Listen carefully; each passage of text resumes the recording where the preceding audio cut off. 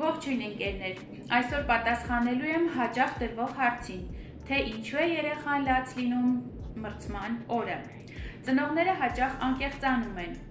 բայց նա ախր լավ էր մարզվել, ինչու լաց եղավ։ Մրցման օրը երեխան բախվում է ոչ միայն ֆիզիկական ծանրաբեռնվածության, այլ նաև սպասումների,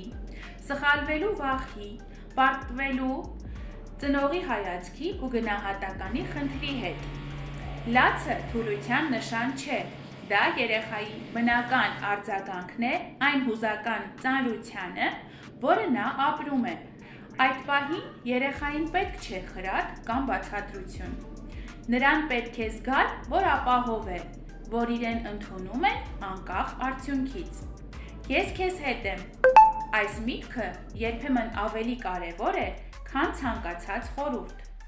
Հենց այստեղ է սկսվում իրական հոգեբանական պատրաստվածությունը։